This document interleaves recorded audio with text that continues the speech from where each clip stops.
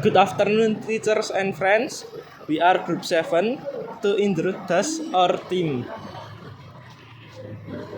My name is Danu Abi Prabaswara, number 9. My name is Christopherus Witonugroho, number 22. My name is Nugroho Andi Saputra, number 27. My name is Satria Grana Dirangga, number 31. We will be presenting a video 98 Riot in Indonesia, specifically in Surakarta, focus on Ratu Luwes in Pasar Legi. We hope that the video we create can serve a reference and contribute or understanding the 98 tragedy. This video is the final semester summative assessment project for the subject of History, English, Japanese Language, Indonesia Language, and Pancasila Education in Fase F of Grade 11 Semester 1 at Catholic Vocation High School Santo Mikael, Surakarta. We hope it is beneficial for all of you.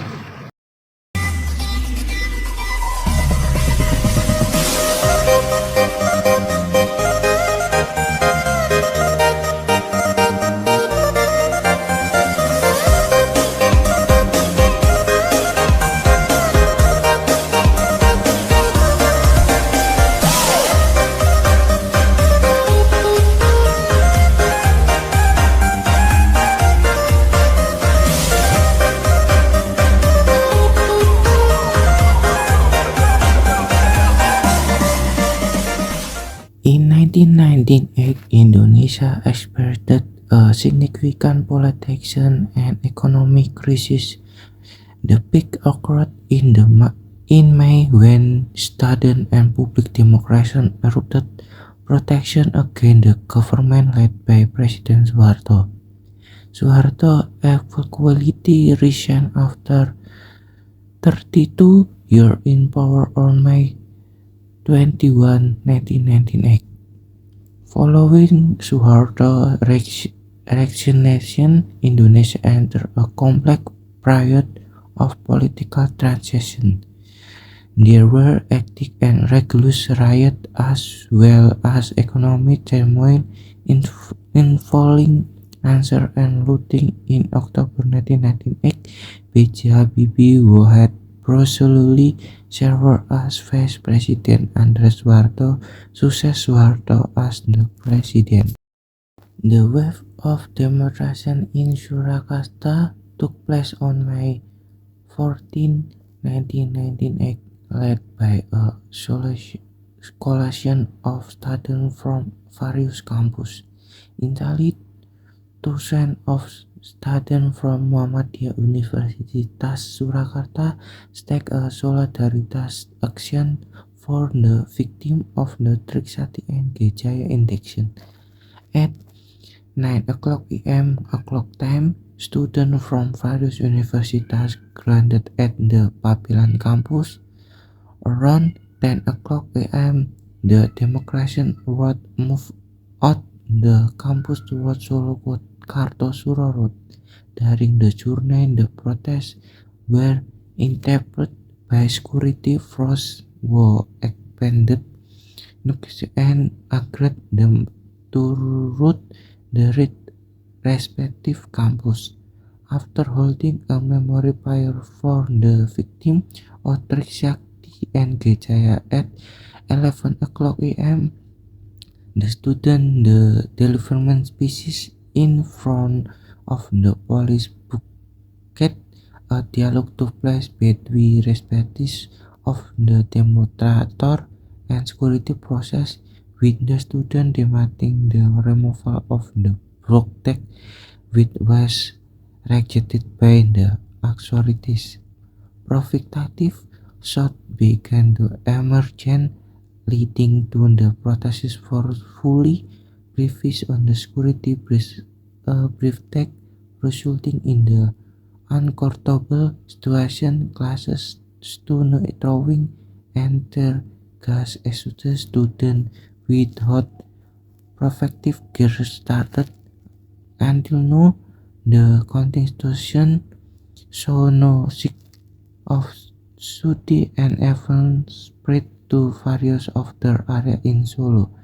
Several riots and the different part of Solo and Delhi to burning in the terminal, discussion of Samsat office, burning to house the public significant, and attack to be symbol of second economic disparity in the wrong part of Solo around 5 p.m. Protest by Don the titular terminal as a purpose in the waterfront, the Samsat office, the Murkan house, and several public facilities were steadily and established in the short part of Solo. Bang Putra and completely burned. Several riots also hit the eastern part of Surakarta. The Solo was part of the longer series a mass action demanding the recognition of Soeharto during the May 1998 tragedy by Susanto Jumati, Tri Indriati, Kompas.com.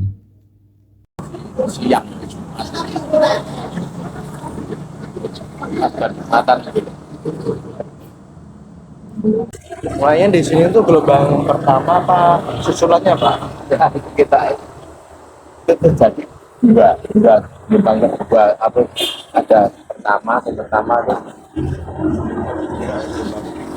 gelombang karena bakar-bakaran terus hari Jumat berikutnya itu sini belum masih atau luas itu belum terjadi ya.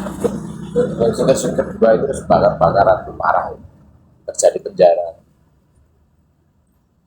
Di sini doang apa di wilayah sekitarnya? Solo itu yang kedua itu udah meledak semua. In the chronology of Ratulwas, it all began with youths around UMS. On a Friday after Jumu'ah prayer, the youths moved from the south towards Pasar Legi, then redirect towards Ratulwas. At the point, both of youth and certain individual began looting Ratulwas and their bishop, eventually setting Ratulwas on fire. After their action, they moved back towards Pasar Nusuan. Their motivation for this action was to advocate for democracy and reform of Indonesia. There were also provocateurs among them who incited the looting and burning of Ratulwas. Unfortunately, 14 people perished in the fire at Ratulwas. The 1998 tragedy in Indonesia had both general and specific causes involving political, economic, and social factors. Here is an overview of the general and some specific causes. 1. Economic crisis. The general. For economic condition triggered by the 1997 Asian financial crisis, led on the depreciation of the rupiah, big inflation, and unemployment. Specific mismanagement of the economy and corrupt practice involving political and business elites in Indonesia, including the Soeharto family, exacerbate dissatisfaction. 2. Political dissatisfaction. The general opposition on the authoritarian regime of Soeharto grew due to a lack of political freedom and corruption. Specific restrictions on freedom of expression explosion and assembly triggered loss from student group and the general public. 3. Chief in power, General. After 3 decades in power, Suharto decides to maintain authority amid an economic crisis caused political instability. Specific: Suharto recognized in May 1998 paved the way for political transition but also created a power vacuum that triggered upheaval. 4. Student and public protests. The general. Large-scale demonstrations were organized by students and the public demanding political and economic reform. Specific: tension escalated after the shooting incident at Trisakti University on May 12, 1998. 5. Social unrest. The general. Dissatisfaction escalated into riots and looting in several areas, with ethnic and religious conflict occurring in some places. Specific: some regions experienced intense social turmoil, resulting in material loss and loss of life. The 1998 tragedy was a complex interplay the test factor, creating a challenging situation in Indonesia at that time. The 1998 tragedy in Indonesia provides several crucial lessons for both the public and the government. Some key takeaways include: 1. Political freedom and democracy. The tragedy underscored the importance of political freedom in governance system, prompting demands for democratic reform and human rights. 2. Protecting of minority rights. The attack on the Chinese minority during the riots highlighted the need for the protection of minority rights. Society should advocate for equality and respect for human rights, regardless of ethnic or religious background. 3. Importance of dialogue. It emphasizes the dialogue between the government and the public is crucial in addressing concern and meeting the demands of citizens. 4. Importance of a stable economy.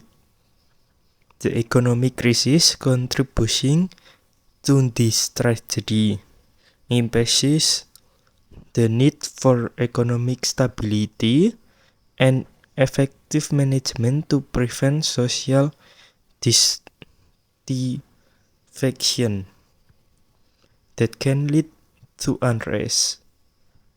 It is important to learning from historical events like the 1998 tragedy to build a better society and prevent the repetitive of mistakes in the future. The impact of the May 1998 riot in Solo included the destruction and burning of 27 shopping centers, 217 shops, 287 cars and trucks, 570 motorcycles, 24 showrooms, 12 restaurants, 6 offices and banks, among others. The tragic event claimed at US 33 lives. 14 of the victims perished in the flames at Kasar Baratul Luas, when the rest were burned in the Batasau store Toyudan, Moreover, following the May riot. Cases of sexual harassment and rape against Indonesia women continued until the July 8, 1998 At last 1550 until 70,000 people lost their jobs due to the destruction and burning in the May 1998 riot in Solo. Solution: preventing the occurrence of similar tragedy to the 1998 event requires collaborative efforts from the community, government, and various stakeholders. Some proposed solutions include: 1.